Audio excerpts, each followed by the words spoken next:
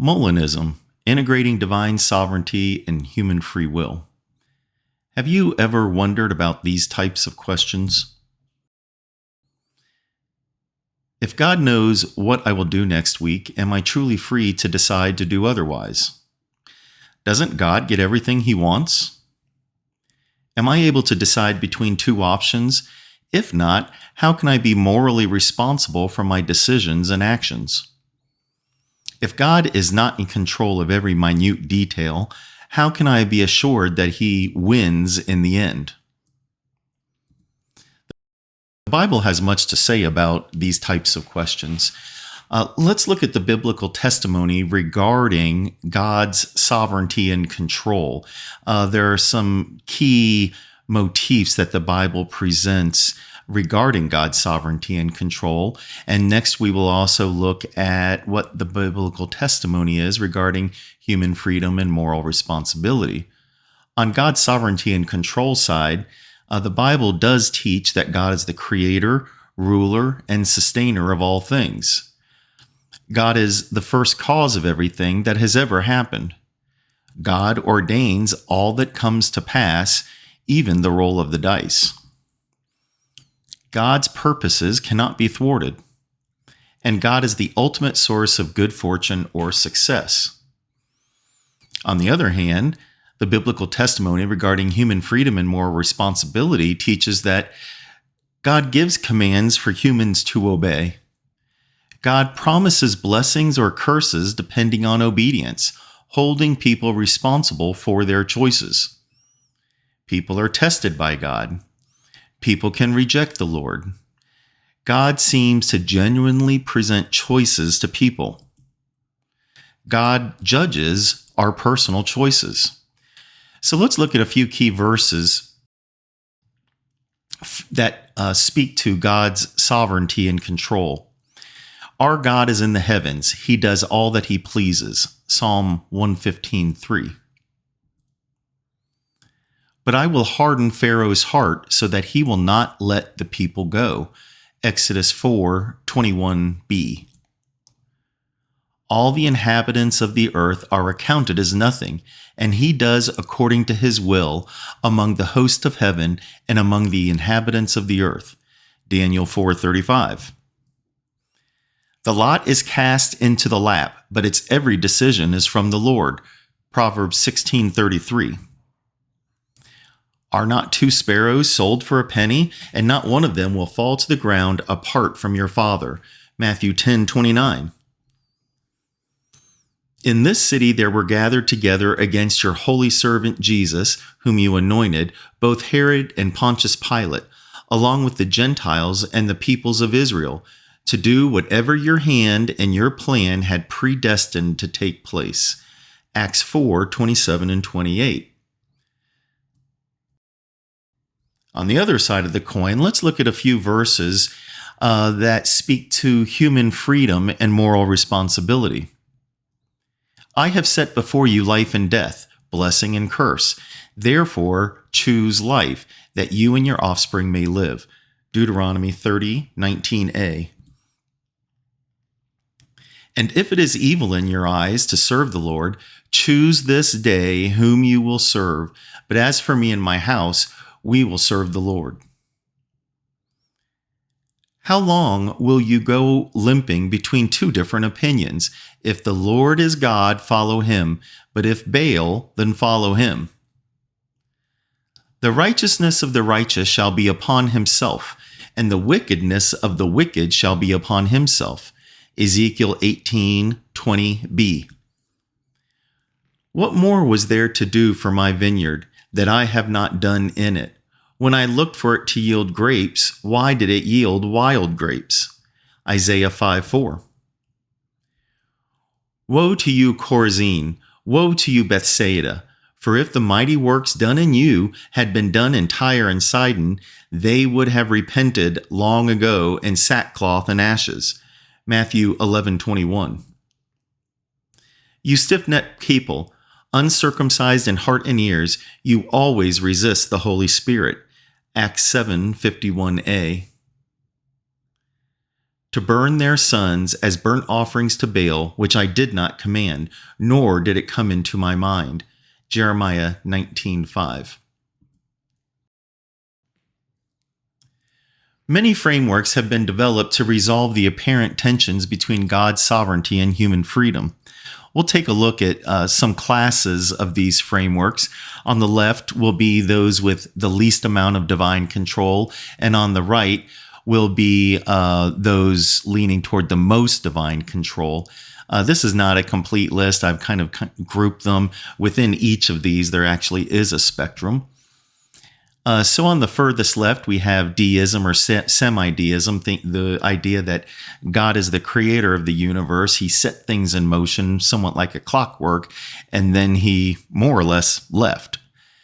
Process theology is an idea that God himself is in a process of becoming. So there is a lot of change in God, not only in his knowledge of what is going to happen in the future, but also within his own being. Open theism is the idea that the future is open in that God does not know exhaustively all of the details of the future. In particular, he does not know how human free will decisions will be made in the future for any given individual. Molinism, this is the focus of this video, is a framework. We'll obviously get into more details of it, but it tries to integrate God's sovereignty and human freedom using something called God's middle knowledge. We'll explain that more as we go along. Thomism is a framework based on the theology and ideas of St. Thomas Aquinas. This video will not get into a lot of details on that. We may present a future video or produce a future video that compares Thomism to some of the other frameworks shown here, maybe Thomism relative to Molinism, open theism, and Calvinism. Calvinism is another framework where God has more control, that he has irresistible grace that he extends to people that, as the name implies, can't be resisted. It is unilateral. It is unconditional. This is in view of salvation, but it does give a lot of control to God, and they have a certain definition of human free will. That's more of a compatibilist definition of free will. We'll get into that in a little bit. And fatalism is an extreme version where everything is fated to happen. There is no free will. Everything is set in motion and will occur according to the fate that God has selected. So let's look at just a few of these, again, boiling this down, making it even simpler. This is way too simple, but I wanted to just give some ideas of how these three different frameworks, or really classes of frameworks, might compare to each other, with Molinism in the middle. Since that's the focus of this video, I thought it would make sense to look at the basics of open theism and the very basics of exhaustive divine determinism, which is kind of a stand-in for Calvinism and fatalism. But on open theism, the idea that God not only has minimal knowledge and control over the future, he does not even know the future. He does intervene miraculously. So that's where a lot of his providence comes. He intervenes miraculously. He manages things as they happen. I've heard it said that God is like a good cat herder. The cat's going all which ways, but God is omnicompetent, and he can herd these wild, uncontrollable cats. That would be us humans and our free will. And he's good at herding them in the moment, and that's how he secures his providence. Molinism, a basic definition for now. We'll give a better definition later. God knows everything about every feasible world and has chosen the best one to make actual. The feasible worlds include or integrate human free will decisions. And then finally, on the exhaustive divine determinism side of things, everything that happens is sourced and determined by God. This is more than him just sustaining the universe and being. He is the omni cause, the one cause, the ultimate cause. And depending on what variety you're looking at, secondary causes kind of recede into the background. Of course, that's along a spectrum. He knows the future because he alone writes the future. Like I said, we'll be focusing on Molinism in this video. We will be giving an introductory overview to Molinism. A subsequent video will provide comparisons and contrasts between the three broad frameworks depicted here. And that video, or a second future video, will also delve much deeper into Molinism and discuss significant critiques against it. So, of course, like any other theological framework, biblical framework, there are people who agree with it, people who reject it. And I want to take the critiques of those who reject Molinism seriously, but that will have to wait for a future video. This video is merely an introduction to Molinism. Of course, being an introduction, we have to get some definitions out of the way. I know everyone loves listening to a series of definitions. First, let's talk about Molinism. Molinism is a framework of understanding divine knowledge and human freedom developed by Luis de Molina. He lived 1535 to 1600 AD. Molina was a Spanish Jesuit priest. His framework was brought back into prominence again and modified by Alvin Plantinga in the 1970s in his work on the free will defense to the problem of evil. I do have another video out there discussing the problem of evil, and we do talk about Alvin Plantinga's free will defense on the video that discusses the logical problem of evil, so you might want to check that out. So a simple definition of Molinism is this. Molinism is a framework that seeks to integrate divine sovereignty, providence, control, and knowledge with human free will, and thus moral responsibility, love, and obedience. It accomplishes this integration through investigation into God's knowledge of counterfactuals of creaturely freedom. Well, what is that? We're going to get to that, but we have to knock out a few definitions first before we can talk about what these counterfactuals of creaturely freedom are. Free will. For purposes of this introduction, free will be taken to mean the ability to exercise control over decisions in a way needed for moral responsibility, meaning an action or a decision is praiseworthy if it's good, or it is blameworthy if it is bad. So free will in this way is very tightly bound to the idea of moral responsibility. With no free will, there is no responsibility. With free will, there is moral responsibility. There are a couple subtypes of free will. The first one is leeway free will. This is probably the one that makes the most sense to people thinking about free will. The ability to exercise control over the decision between what the decider believes to be real options, either A or not A. Those are the two options to decide between. Or sometimes you can think of it as deciding between options A, B, and C, that type of thing. So leeway freedom just says there are options, and the decision on which option to choose is a genuine one. A can be chosen, B can be chosen, C can be chosen. So you have leeway in your decision. Another type of free will is called source free will. Being the primary and perhaps sole author, agent, or cause of a decision. Some contend that this entails the existence of options A and not A, which is leeway freedom. So these are two important subtypes of free will: leeway free will, source free will. This source free will is just saying, as long as you are the primary author, the primary agent, the primary cause of the decision, then that is a substantial form of free will, and you have moral responsibility for it.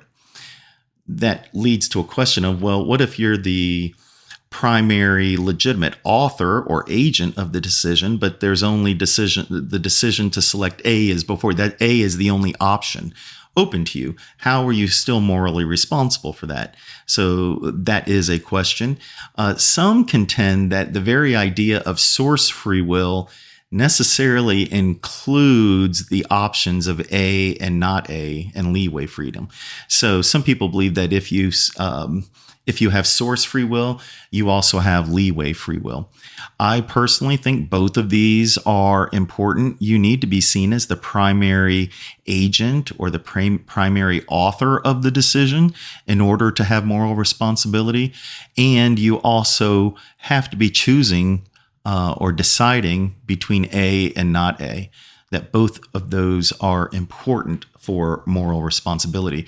We won't talk too much about leeway free will versus source free will in this video, but in future videos, we will discuss some of the implications of these distinctions. Determinism, the thesis that any state of affairs in any moment M2, so moment M2, is precisely and inexorably required by immediate prior states at moment M1 due to the laws of nature and, for theists, the direct and immediate intervention of God. So all this is saying is that the state of affairs at moment number 2 is completely determined. It's precisely and inexorably necessitated by M1. And the connection between M1 and M2 are the deterministic laws of nature and perhaps God's divine deterministic intervention. So that is determinism. M1 leads to M2 in a necessary way.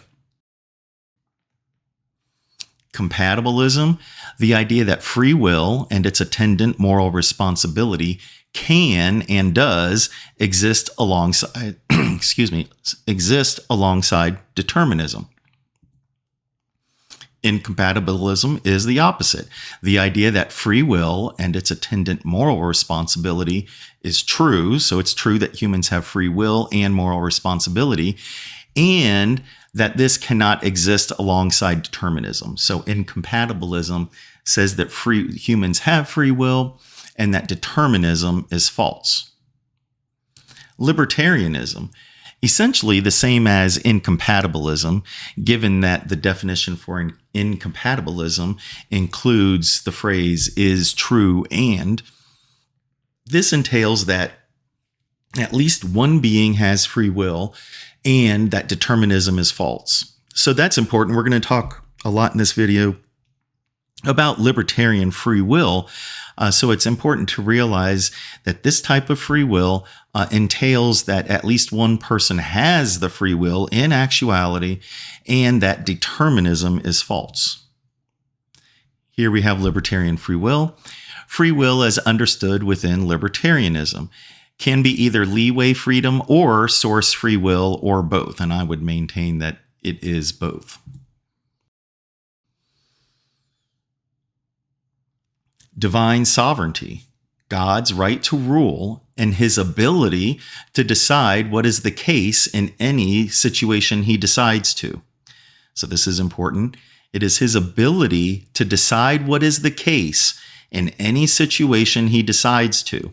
That doesn't mean he has to decide what is the case in every situation, but he decides what is the case in any situation that he decides. His decision may be to allow others to decide certain things. That is all commensurate with divine sovereignty. Divine providence, God's governing creation in a way of his choosing, either directly or indirectly. His choosing might involve allowing others to decide. Necessary. Necessary means it could not have been otherwise. There is no possible universe where it failed to be this way if something is necessary. It must be as it is. No other possibilities or alternatives existed in any universe. Now, these definitions, these next few terms, are important for Molinism. A counterfactual. A counterfactual is a conditional statement, so it's an if-then statement. A conditional statement that would have accurately described reality if the condition turned out to be true, which it did not. So that seems a little confusing. Let's kind of step through it. So the form of a counterfactual is if X, then Y, but not X. If X is true in the actual world, then Y is true in the actual world, but X is not true in the actual world. X not being true in the actual world is what makes the statement a counter against fact. So the fact that X is not true in the actual world, so it's not true, it is counter against fact. That's where the counterfactual comes in. X is not true in the actual world. For example, if Bob is Mike's neighbor, then they will be friends, but Bob is not Mike's neighbor. So that is a counterfactual. It's important here to see that the last statement, but Bob is not Mike's neighbor, does not mean that they are not friends. They can live in different states, not be neighbors, and still be friends. The counterfactual just says the positive side of things. If Bob is Mike's neighbor, then they will be friends, but Bob is not Mike's neighbor. Okay, so now we take that idea of a counterfactual and we come up with counterfactuals of creaturely freedom, which I abbreviate in many places in this video as CCF. Counterfactual of creaturely freedom, a counterfactual relating to free will human decisions. So it's just a counterfactual where the if-then statement relates to human free will decisions. An example might be, if Amanda knows that Steve is rich, she will be nice to him. She will decide to be nice to him. That is a counterfactual of creaturely freedom because her decision to be nice to him is part of her creaturely freedom. CCFs incorporate the libertarian conception of free will. You see there the LFW acronym that stands for Libertarian Free Will.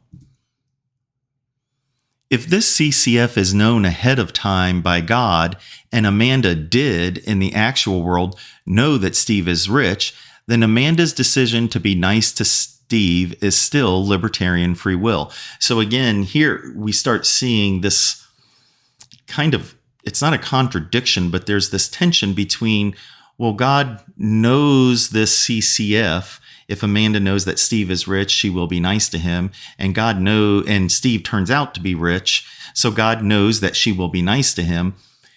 Yet, because CCFs, according to that first sub-bullet point, incorporates libertarian free will, her decision, even though God knows that she will be nice to him, if in fact she knows that Steve is rich in the actual world, but her decision to be nice to him is still libertarianly free, even though God has foreknowledge of it. We'll get into a lot more details on that. That's kind of a very core principle to Molinism, so we're kind of just introducing it here. God's knowledge of the CCF does not make Amanda's decision necessary. Remember, we defined that previously, what necessary is. God's knowledge of the CCF does not make Amanda's decision necessary. This concept of necessity is important. If the counterfactual of creaturely freedom is true and known by God, and if Amanda knows Steve is rich in the real world, which really would make it not a counterfactual, then Amanda will be nice to Steve. Amanda will be nice to Steve of her own libertarian free will, not out of necessity. Amanda will not be nice to Steve necessarily by necessity. She will do it by libertarian free will. A decision being necessary and based on libertarian free will is contradictory. That's wrapped up in the definition of incompatibilism that we discussed earlier. We're going to talk more about this idea about whether Amanda is necessarily nice to Steve or just will be nice to Steve. Those are very important distinctions within Molinism. Toward the end of this video, we will expound on that a little bit further. You may want to come back to this video, go back to particular pages over the last 3 or 4 pages with all of these definitions. I know it was a lot, and really maybe pause the screen and really study and digest these definitions, as it will make discussion of Molinism a lot easier. So I want to talk about and try to unpack what libertarian free will is. But I want to build up to that first. So the question is, what explains any given current state? So we have that kind of green oval shape representing the current state, whatever that is, for a given person at a given moment, whatever the state is. What explains that current state? Well, under simple determinism, that current state is determined by the prior state. So if you think of the current state like we were talking about earlier with the definitions being M2, well, the prior state is M1, the immediately prior moment. It's not a second, it's less than a second, it's a moment. So what was the state of the world and of the person in the prior state, moment M1? That, the prior state, plus the processing rules. So you think about the deterministic laws of nature. Here you would think about, say, the law of gravity, the way electricity works based on different chemical charges. Think about how brain activity is governed or is constituted of electricity based on different charges or potentials of charges of different chemicals in the neurons in our brain. Well, that's all governed by certain deterministic laws of nature. So if we know the immediately prior state and we know all the laws of the universe, these deterministic laws of nature, then those things determine what the current state is. And that current state would be what decision they made when they're confronted with the choice. What decision did they make in their mind? That would be the current state. Well, what explains that current state? Well, it's the prior state plus the processing rules of the laws of nature. So it's very simple under determinism. So what does this do what does this mean when we're discussing about, say, free will decisions? What explains any given decision in moment 2, in the current state, the current moment? What explains the decision? Well, here, under simple determinism, it would be this. It would be, again, the prior state. The prior state, immediately before the decision is made, is the entire history of the universe, culminating in internal, meaning mental, and external states of the subject. So that's the prior state. Everything that touches on the person is the prior state. And then there are processing rules, deterministic laws of nature, operating on the brain of the subject, operating on and operating in the brain of the subject. These things together determine what the decision is. Here, there's no room for a free will decision. The prior state, which is what it is, and the laws of nature, which are what they are, both combine to explain fully the decision.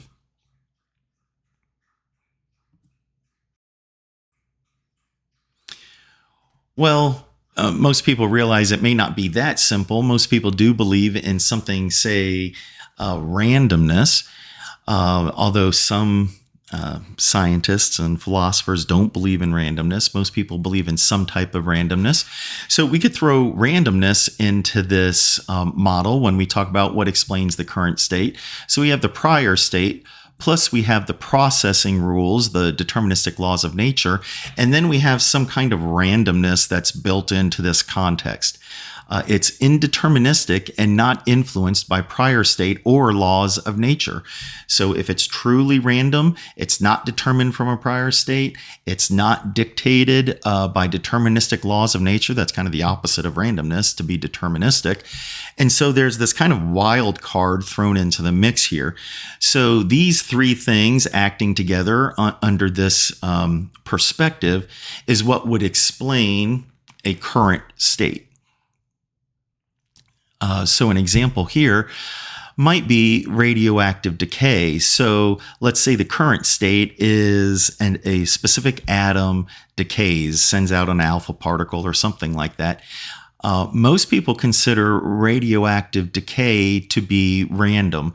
When an atom ejects, say, an alpha particle or something like that, and decays into another element number, that is truly random. Some people don't think it's random. They think we just don't understand the deterministic laws of that. But for this example, let's say that radioactive decay is truly random.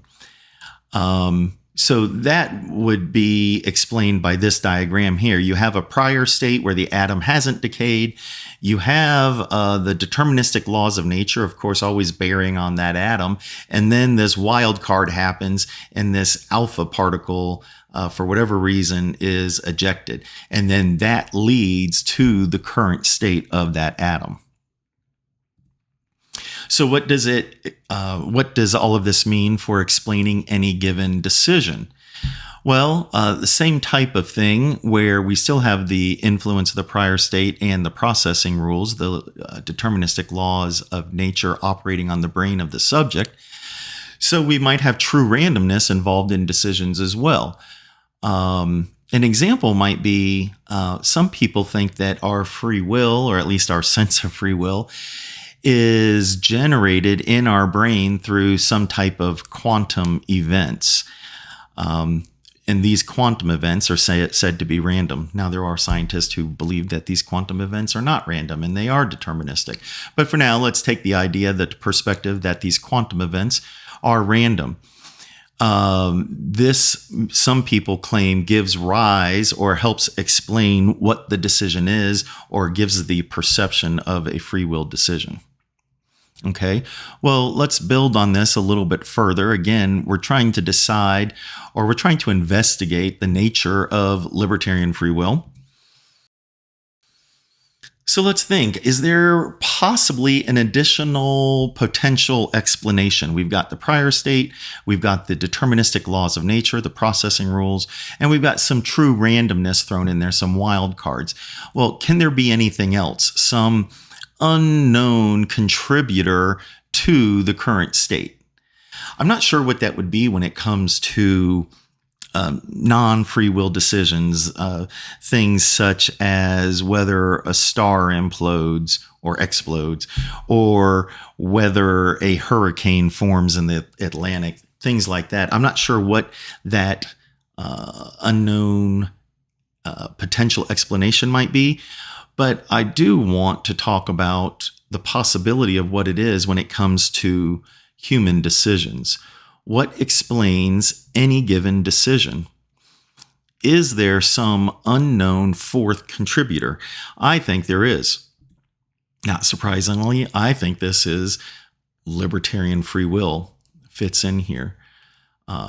So four things come together to explain any given decision. The prior state immediately before the decision has influence over the decision, but it doesn't determine it specifically.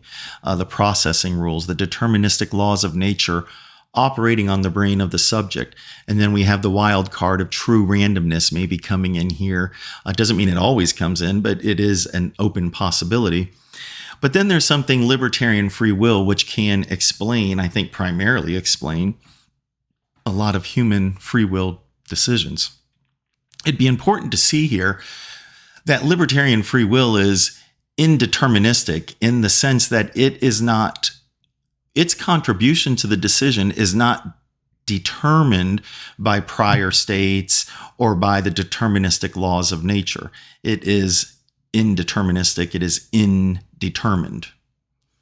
But even though it's not determined by prior states or laws of nature, it is influenced by the prior state, sometimes strongly, sometimes weakly, but it is merely influenced. The free will contribution, the libertarian free will contribution to the decision is not dictated by the prior state, but it is influenced.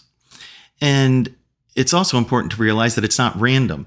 A lot of people that have a hard time wrapping their heads around this concept of libertarian free will think that something is either determined through laws of nature or is truly random, which means it's not influenced by anything. It's just, as the name says, it is random. There's no rhyme or reason. There's no process behind it. It just comes in there and throws randomness into the process. So they think of these two things. They think of deterministic laws of nature and randomness if they believe in true, genuine randomness. Well, so when we'd say, hey, there might be this other contributor to decisions, particularly called libertarian free will, they're like, well, you've said it's not determined by prior states or by the laws of nature, so that must mean it's random. Well, no, we're saying it's not random either.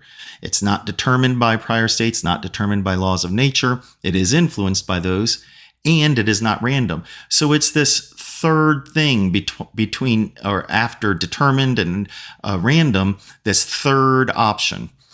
So that's how I understand libertarian free will. I'll try to sketch that out a little bit better in the next 2 slides.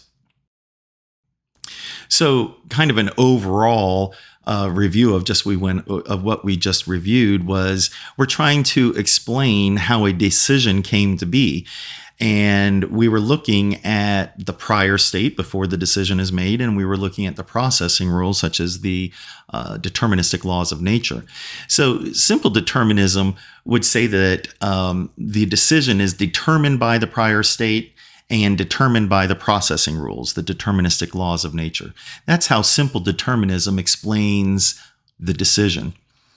If we throw randomness into the decision-making process, if people believe in randomness, it's important to realize that randomness is not affected, not influenced, not affected at all by the prior state or by the deterministic laws of nature. It's kind of like a wild card coming out of left field. And then what we saw about libertarian free will is that instead of being determined by the prior state and the processing rules, it is merely influenced by both of those things, the prior state and processing rules. And it can be weakly influenced or strongly influenced. It is not determined by prior states or the processing rules, and it is not random. Few final thoughts on what libertarian free will is. I think of libertarian free will as somewhat of a black box with internal workings unknown. Within Christianity, I think of it as part of the divine spark of the Imago Dei, humans being made in the image of God. I see libertarian free will and creativity as two sides of the same coin. Neither is determined by, only influenced by, the past and laws of nature. As God is freely creative, libertarian free will is our ability to create new futures not solely crafted deterministically from what has come before. It makes us co-creators with God, truly creative agents, authors, and innovators.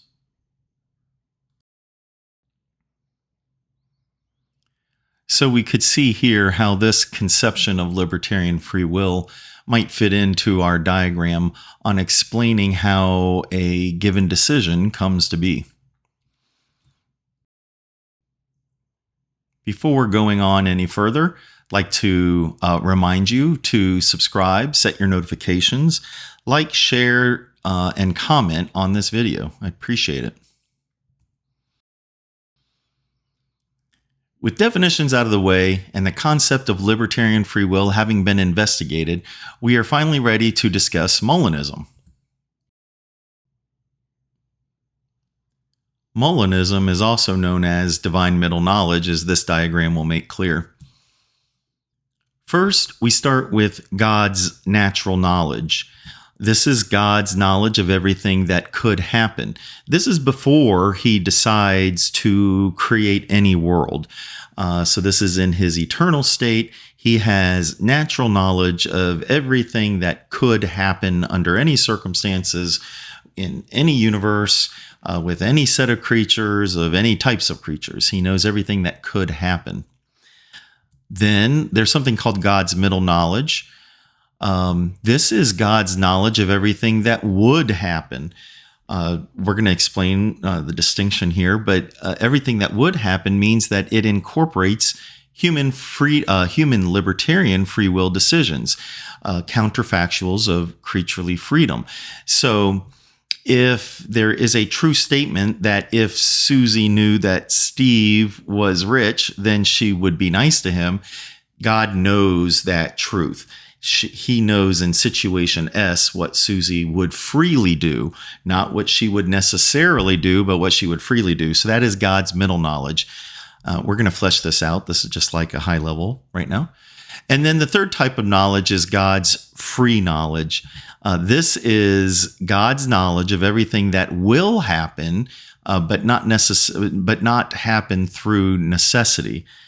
And it's important to realize here that God's creation decree, his decision to create, and his decree for a certain world or universe to be created happens between the two moments of God's middle knowledge and God's free knowledge.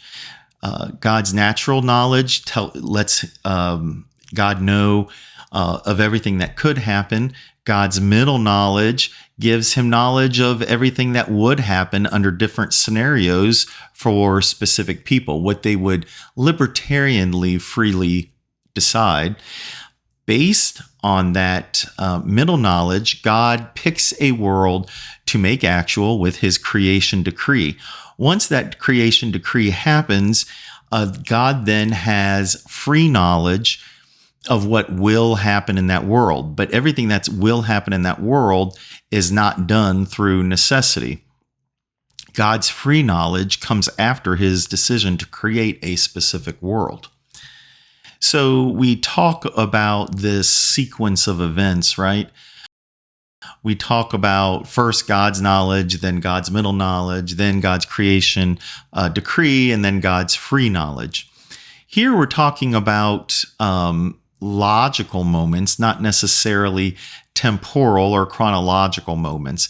So these are logical moments. It's not like these things had to happen 5 minutes after each other or in a sequence of time, things like that. Again, this was God, especially his natural knowledge and middle knowledge, before he even created time with his creation decree.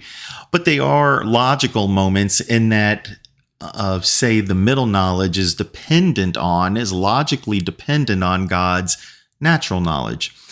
And God's creation decree is logically dependent on God's middle knowledge. So that's what we mean by logical moments. And it's important to realize they are logical moments, not necessarily temporal or chronological moments.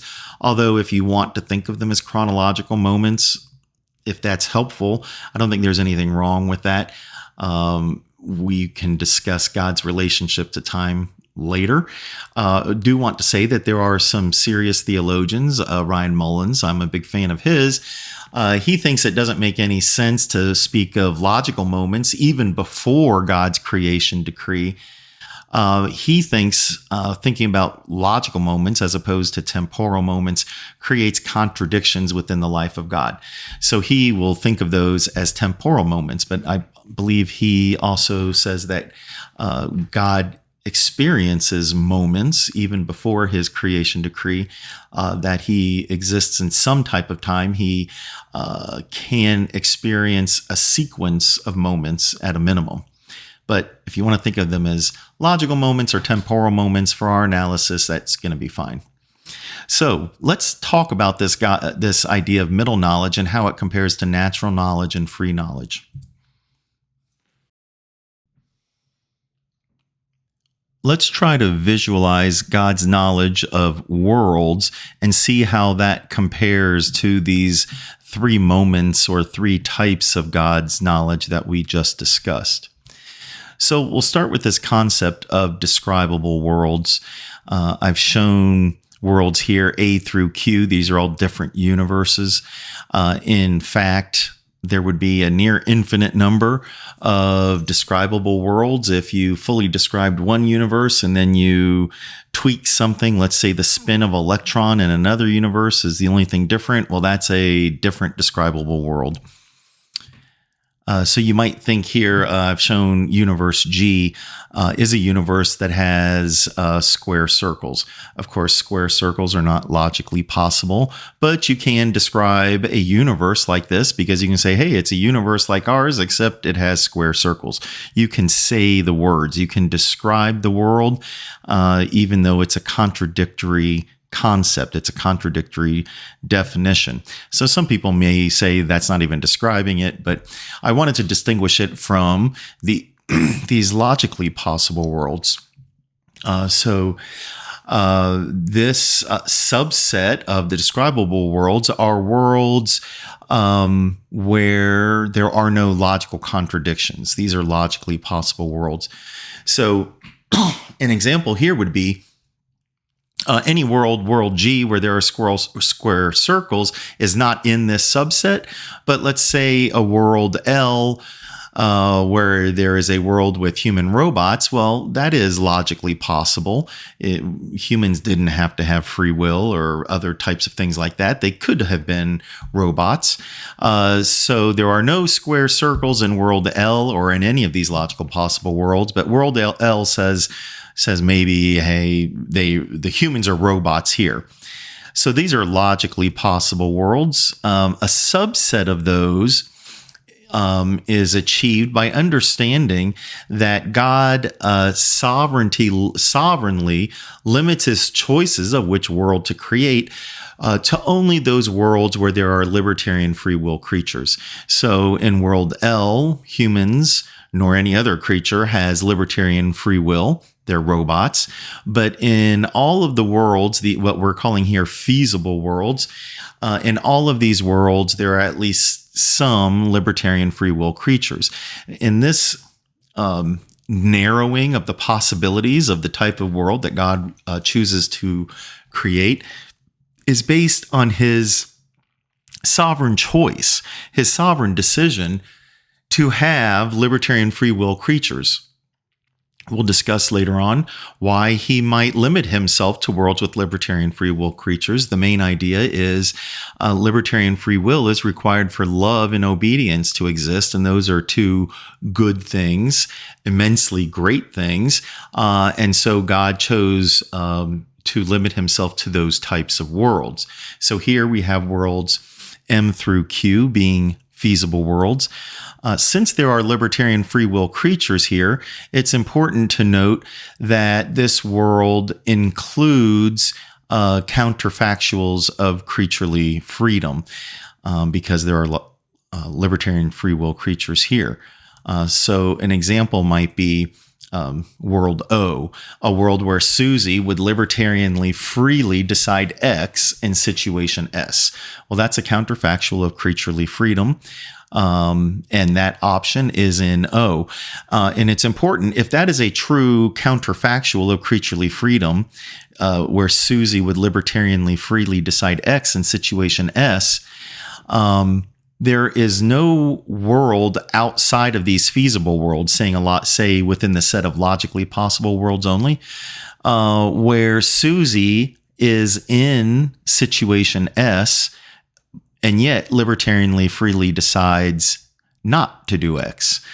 That would be a logically possible world, but it is not a feasible world.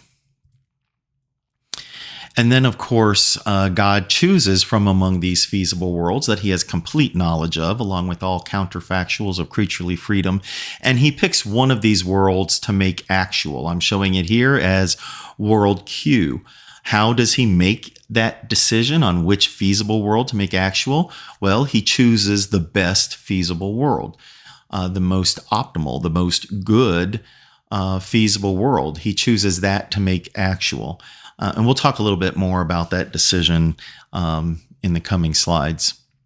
So let's take this idea, these different types of worlds, and relate them to the types of knowledge that we discussed previously.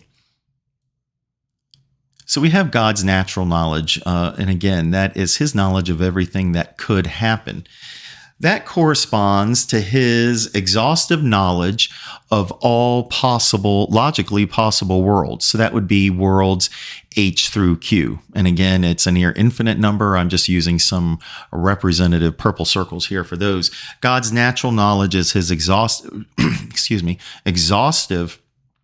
knowledge of logically possible worlds H through Q. God's middle knowledge, that is his knowledge of everything that would happen and incorporates libertarian free will, human decisions, and counterfactuals of creaturely freedom. God's middle knowledge is his knowledge of all feasible worlds. What would happen if Susie was in situation S? He has knowledge of what she would libertarianly freely decide, her decision X. He knows what would happen in all feasible worlds, which would be M through Q. Then God's free knowledge is his knowledge of everything that will happen. That is knowledge of world Q, the world that he decreed be created. That decree was based on his natural knowledge and his middle knowledge. He decided which feasible world to make actual and chose world Q. This is our world, and it is the best feasible world. He has complete foreknowledge of this world, everything that will happen, but that doesn't mean that everything that will happen by necessity or necessarily happen. So now that we have an overview of these different types of worlds, let's look at a few different pieces and hopefully address some details. So when we're talking about God's middle knowledge of feasible worlds, let's talk about what I'm terming here divine deterministic intervention. I'll abbreviate that as DDI. Let's talk about his divine deterministic intervention. God's middle knowledge of feasible worlds dynamically reflects how he would deterministically intervene in each world. So his knowledge of feasible world includes how libertarianly free-willed creatures would decide in a given situation, but it also reflects how he might intervene in those free will decisions or in natural laws in operation in that world. He does this framework of Molinism allows for God's intervention. Divine deterministic intervention includes miracles and cognitive intervention to overrule libertarian free will. This exercise of providence is done to tweak the flow of history to achieve necessary milestones, for example, the crucifixion of Jesus Christ. This divine deterministic intervention must be limited. God does not just take every particular situation and invoke his divine deterministic intervention. He does so in a very limited fashion or scope. Why? Two reasons. Divine deterministic intervention crowds out human libertarian free will. Every time that God intervenes deterministically, it thwarts or trumps libertarian free will decisions of humans, as well as thwarting and trumping deterministic natural laws. And then also, it has to be limited. God's intention was to create a world with creatures robustly gifted with libertarian free will in order to make the immense goods of love and obedience possible. So if God is in every instance imposing his will through deterministic intervention, that thwarts the overall goal of having a world with libertarian free will creatures, and including the immense goods that libertarian free will brings about, namely love and obedience.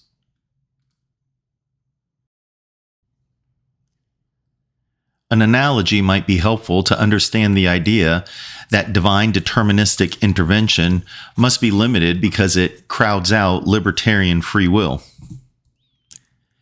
Think of DDI as a trump card in a card game. A trump card is a card of the trump suit that beats all non-trump cards. It would not be a game at all if only one person always has all of the trump cards. This would crowd out the playability of the other players and make the game pointless and unreal. The game is only genuine when trump is limited. Now let's look a little bit more closely at feasible worlds. Counterfactuals of creaturely freedom only apply to feasible worlds, not to the logically possible worlds that aren't feasible. Feasible worlds include only worlds where humans primarily decide using libertarian free will. It is not required that human decisions are exclusively libertarian free will. Libertarian free will is a good unto itself. It is also the means to the immense goods of love and obedience. Feasible worlds include limited amounts of divine deterministic intervention, as discussed previously.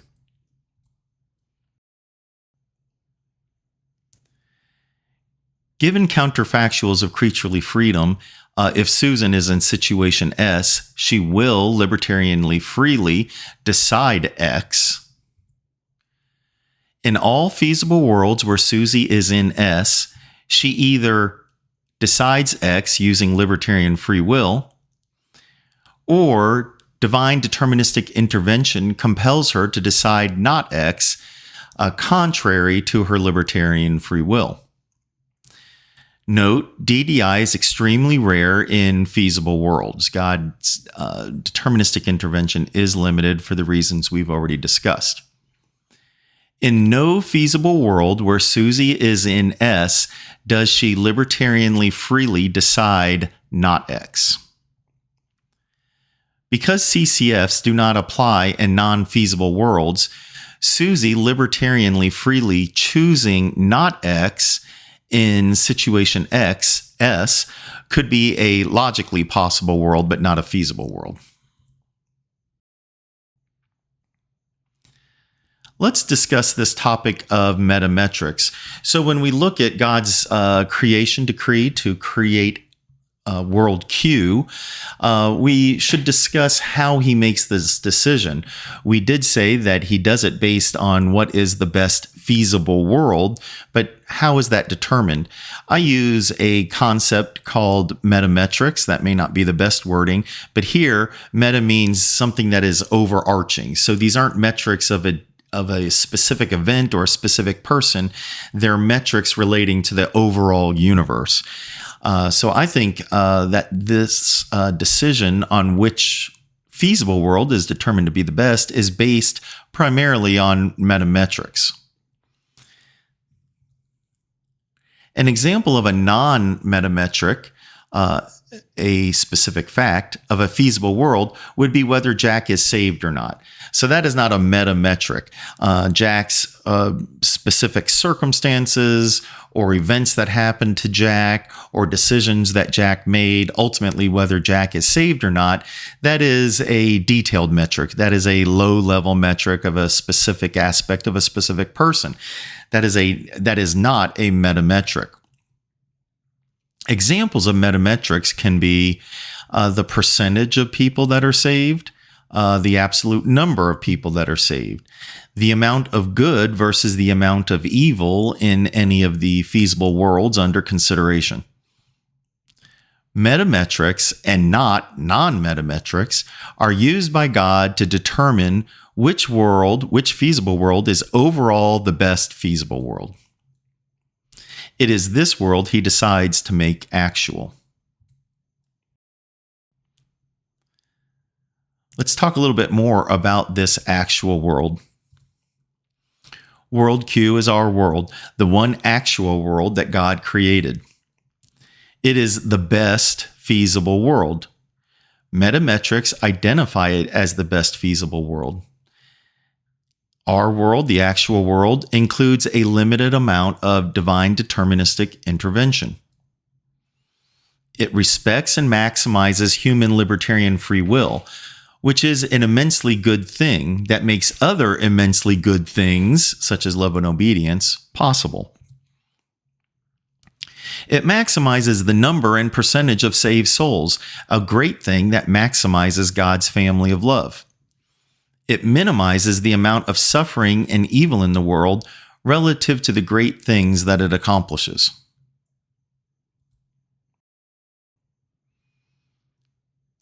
The promise of Molinism is that it integrates divine sovereignty with human free will. Does it live up to that promise? Well, regarding divine sovereignty, review the strong divine sovereignty verses from earlier toward the beginning of this video and see how they can all be true given Molinism. All those strong divine sovereignty verses understood within this Molinistic framework still hold together. God sovereignly chooses to make a world with libertarian free will creatures because he desires the state of affairs such freedom allows for. God sovereignly chooses which feasible world to make actual, knowing full well what will happen. His choice is a good world and the best feasible world. The good in this world outweighs the evils. Feasible worlds reflect how God chooses to intervene in each using divine deterministic intervention.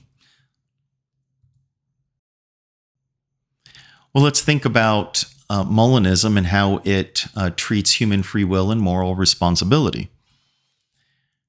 Review the strong free will and moral responsibilities from earlier in this video and see how they can all be true given Molinism. Note how genuine human libertarian free will is compatible with divine foreknowledge.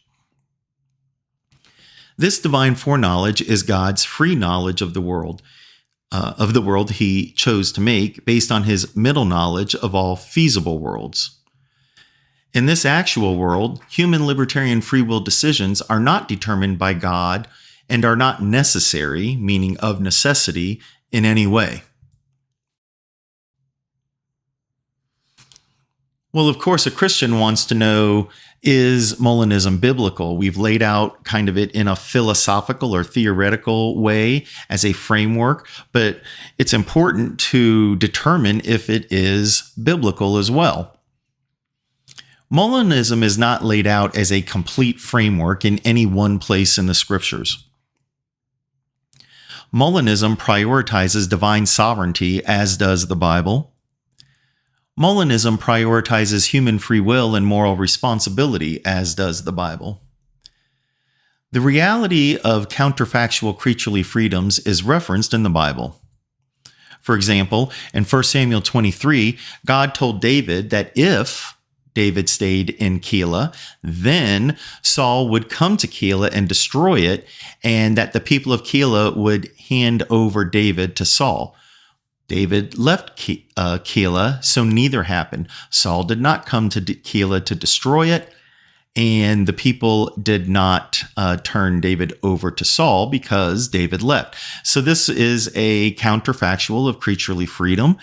It presents it as an if-then. If David had stayed in Keilah, then these particular things would happen, but that's not what happened. But the Bible presents the counterfactual as true. If something had happened, something else would happen. In 1 Corinthians chapter 2, verse 8, none of the rulers of this, it says, none of the rulers of this age understood this. For if they had, they would not have crucified the Lord of glory. So it's talking about certain aspects of God's plan of redemption were not understood by the rulers of the current day, because if they had understood it, they would not have crucified Jesus, which of course was a necessary thing for the redemption of humanity. So this presents an if-then that never happened. And finally, in Matthew 11, Jesus denounced cities who rejected him by saying that if Tyre and Sidon had seen his mighty works that he performed in these cities contemporaneous with his ministry, but they did not, then they would have repented. So he's saying, if Tyre and Sidon would have seen the miracles that the people at Jesus' day saw and rejected, they would have believed. But of course, those miracles were not performed in Tyre and Sidon, so they did not believe, or they did not repent. Now, some people, I believe William Lane Craig, takes this to be just a rhetorical statement, that it's not alluding to any kind of hypothetical truth value of this if-then statement. I disagree with that, but even so, I think the prior two examples in 1 Samuel and 1 Corinthians certainly present those things as true statements, and they aren't made just for rhetorical purposes. Most biblical frameworks are not laid out entirely in one place in the scriptures. Most frameworks need to be built from basic raw materials presented in various places throughout Scripture, coupled with sound and humble reasoning and wisdom. Important doctrines are formulated using this approach. The doctrine of the Trinity, for example, is not laid out in any one place in any explicit detail. We have to take raw materials from different places in Scripture, piece it together, kind of think using reasoning and philosophy and wisdom to try to piece together an understanding or a doctrine of the Trinity. The same is true about the incarnation. We take raw material from different places in the Scripture, try to pull them together philosophically, rationally, using wisdom, and come up with a doctrine of the incarnation that we think is biblical. Same with different systems of eschatology, about the end times. Different people have different ideas about how all these things work together. Well, you're pulling together a lot of raw material from Daniel, from the Gospels, of course, from Revelation, and other places. And so these doctrines of eschatology have to be pulled together from multiple places as well. And then, of course, there are various theories of Christ's work on the cross that have to pull raw materials together from across the Scriptures and try to understand what's going on with Christ's work on the cross. So you think of atonement theories like Christus Victor, or penal substitutionary atonement, and other things such as that. So Molinism is not unique in this way. The fact that it's not laid out, say, in one chapter of the Scripture somewhere, and everything about Molinism is explained. It's a framework, just like these other doctrines. It's a framework that tries to make sense of the biblical witness. Importantly, Molinism seems to be consistent with the biblical witness on God's sovereignty, providence, character, and knowledge, consistent with the biblical witness on human free will agency and moral responsibility, based on counterfactuals of creaturely freedom, which are referenced in the Bible. It is philosophically and rationally robust. It is capable of answering many tough issues within Christianity, including many that seem intractable otherwise. So you could think of divine sovereignty and foreknowledge versus human free will and moral responsibility, what we're talking about here. It seems to resolve many tough issues around that problem. Another one is the problem of evil. If God is all good and is all powerful, why is there so much evil and suffering in the world? I have another video where we discuss that. That video is called The Problem of Evil. But I think Molinism offers a sound explanation, or a rejection, I guess I would say, of the problem of evil. It does so by relying on counterfactuals of creaturely freedom and God choosing from among the feasible worlds. Check out that video if you'd like to learn more about that. Well, we're almost done, but before we wrap things up, I thought I would answer some anticipated questions. First, if God foreknows what we will decide, how can our decisions be said to be free, since we cannot decide other than what He foreknew we would decide? Well, this is quite an involved question, so we're going to take a couple slides to go over this. This question basically is the result or is the same thing as a deductive argument that some people put forward. First premise, necessarily, if God foreknows X, X will happen. Premise 2, God foreknows X. And the conclusion is, therefore, necessarily, X will happen. Well, unfortunately, this is an invalid argument. C1 does not follow from premise 1 and premise 2. The reason being is that both premises would need to be necessary for the conclusion to be necessary. So this question, this anticipated question, is based on this deductive argument, but we see that this deductive argument is invalid. Well, let's try to fix this problem by making premise 2 be necessary as well. So we have premise 1 is necessary. It's the same. If necessarily, if God foreknows X, X will happen. Here we change premise 2 to say necessarily God foreknows X. Therefore, the conclusion, necessarily X will happen. Well, this is now a valid argument. The conclusion does follow from premise 1 and premise 2, so it's valid. Unfortunately, it is not sound. It is an unsound argument. That's because X is contingent, so P2 is not true. An unsound argument is one that's valid in its form. The conclusion follows from the premises, but one or more of the premises is not true. That's what makes it unsound. So what we have to do in order to fix this, to have a valid and sound argument, is to cast the argument this way. Premise 1 is fine. Necessarily, if God foreknows X, X will happen. Premise 2 stays the way it was. God foreknows X, but it's the conclusion that has to vary from that first invalid argument. Here, it is just that X will happen, not necessarily X will happen. That's an important distinction here. X will necessarily happen is different from X will happen. X is certain under this valid and sound argument, but certainty is not the same thing as necessity. On incompatibilism, if X happens by necessity, it cannot happen via libertarian free will. If X does not happen by necessity, like I said here, it may be certain but not necessary. If X does not happen by necessity, it can happen via libertarian free will. So it's important to keep these two things in mind. Your decision X, is logically prior to God's foreknowledge, but his foreknowledge is chronologically prior to your decision. So your decision X, being logically prior to God's foreknowledge, simply means that God's foreknowledge depends on what your decision X is. It is logically dependent on what your decision is. Your decision, from a logical perspective, from a causation perspective, comes before God's foreknowledge.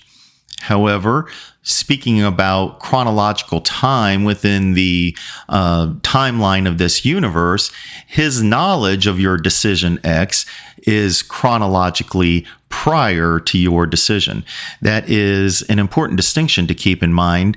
It is based on the distinction that we just spoke of a minute ago about the difference between necessity and certainty.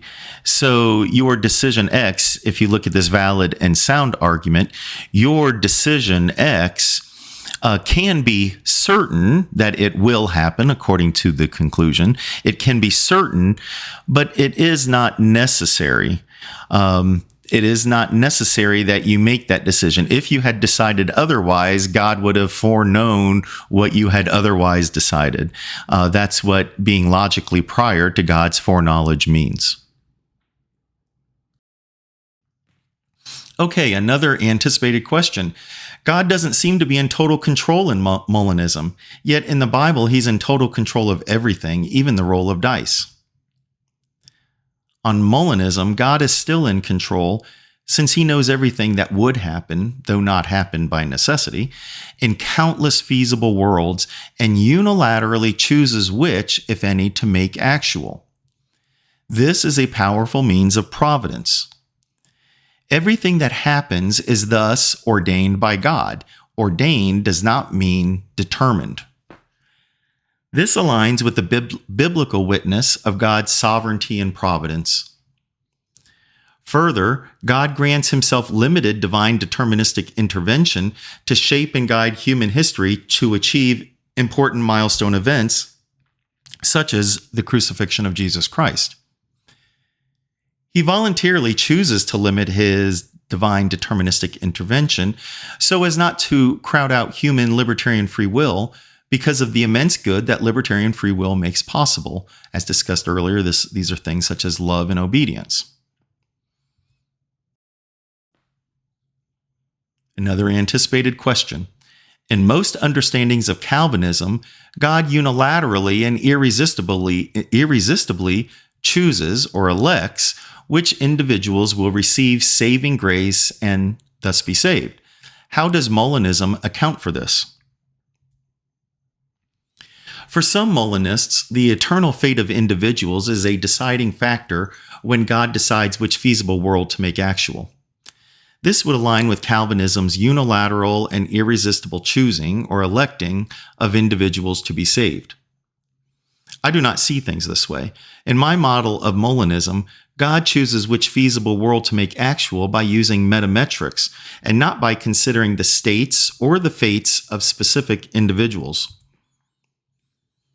Related to this is the idea of trans-world states. States which an individual has across all feasible worlds.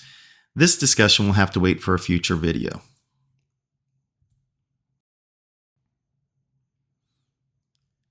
How does Molinism fit in with other divine sovereignty and knowledge frameworks, such as exhaustive divine determinism, Calvinism, and Arminianism? These are just some limited preliminary thoughts. A more thorough investigation into these frameworks can be done in a future video. Under exhaustive divine determinism and Calvinism, God controls and knows the future because he determines it.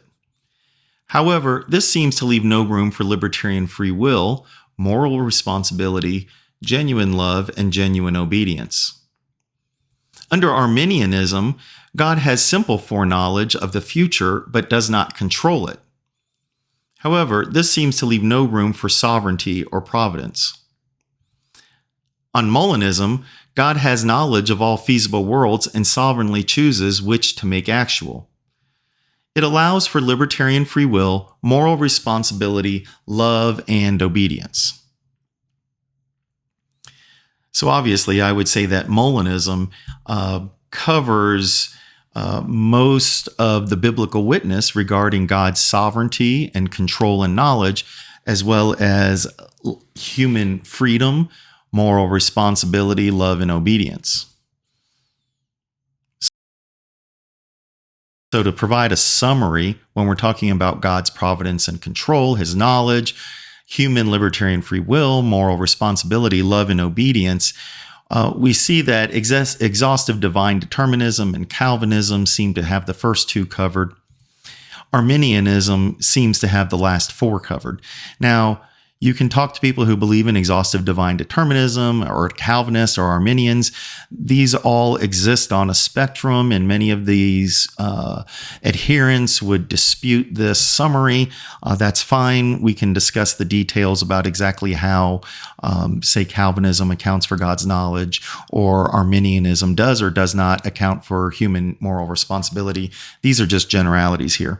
But I do want to say that, in my understanding, Molinism covers all of these: divine providence and control, divine knowledge, libertarian free will of humanity, moral responsibility, and love and obedience.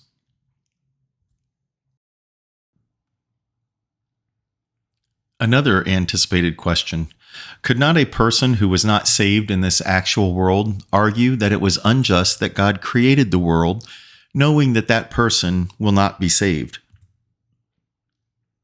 To address this question, We will make the assumption that in this actual world, this person understood enough to make a decision for God or not.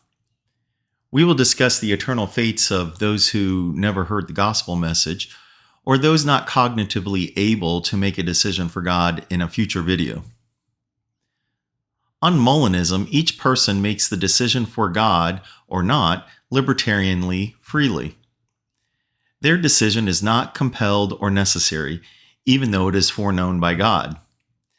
Therefore, they are responsible for their decision, and God justly responds to their decision. They cannot claim unfairness.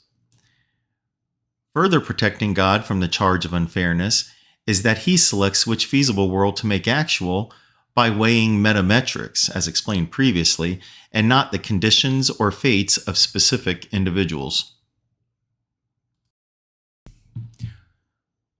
One last anticipated question. Doesn't Molinism collapse into determinism if God puts a specific person in a specific situation based on his knowledge of what they would do through counterfactuals of creaturely freedom in order to ensure or determine they do what he wants? God does not typically do this.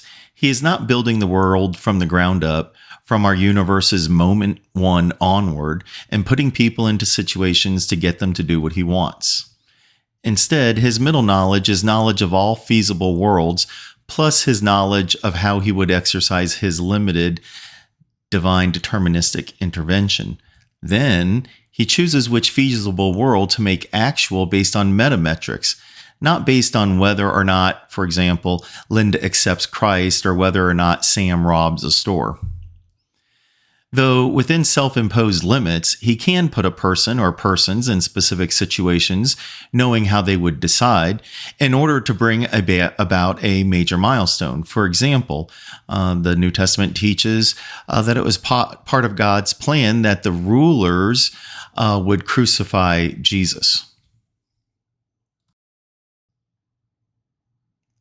I hope those responses to some of those anticipated questions address maybe some of the questions in your own mind.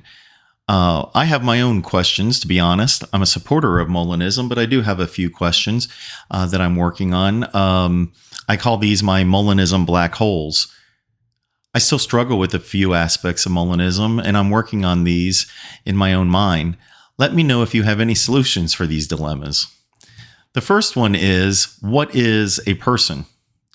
It seems that Molinism must start with some limited number of specific persons, souls before creation, since they haven't been embodied yet, with specific constitutions or essences in order for there to be any counterfactuals of creaturely freedoms or feasible worlds. Without this restriction, it seems the number of feasible worlds would be unboundedly unbounded. Yet, in order for these souls with essences to exist, even if they just existed in the mind of God, God would have needed to create them, even in his own mind. But then, wouldn't we need another framework to understand the principles and means by which God created these souls and their essences? Secondly, what about God's personal care for individuals?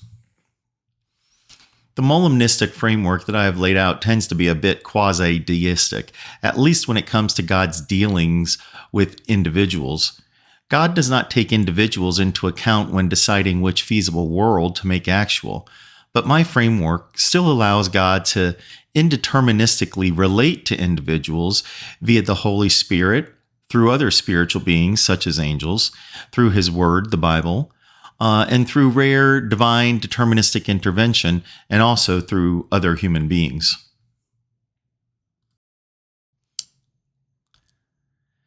Well, this video constitutes my Molinism 101.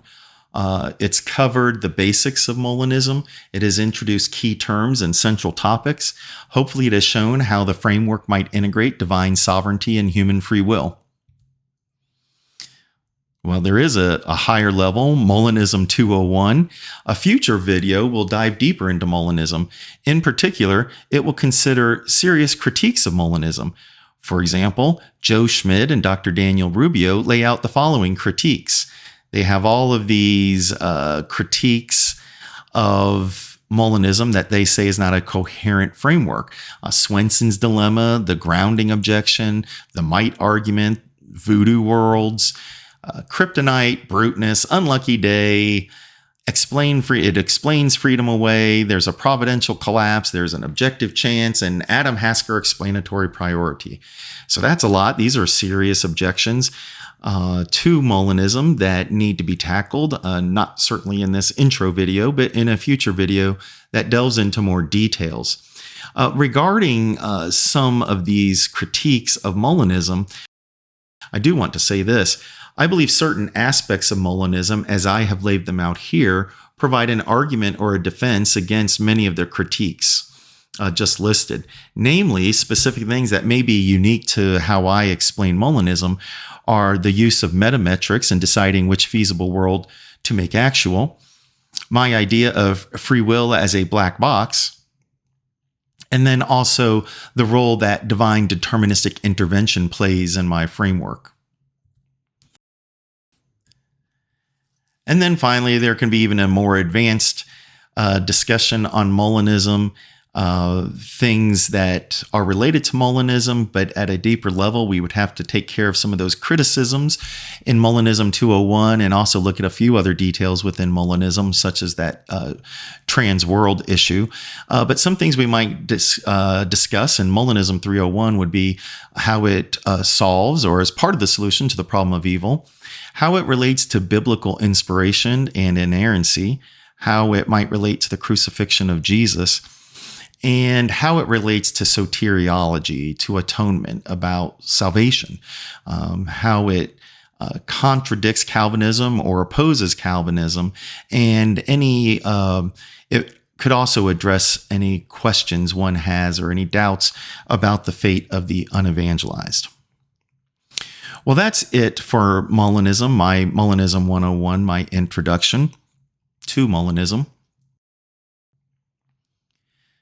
This has been an introductory discussion of this topic. As with most topics of substance, deeper dives are always possible. Deep dives through many layers of nuance and complexity. Deeper dives may yield surprising new aspects of the topic and overturn previous understandings. Additional videos diving deeper into this topic may be produced in the future. I also encourage viewers to investigate further into this topic on their own.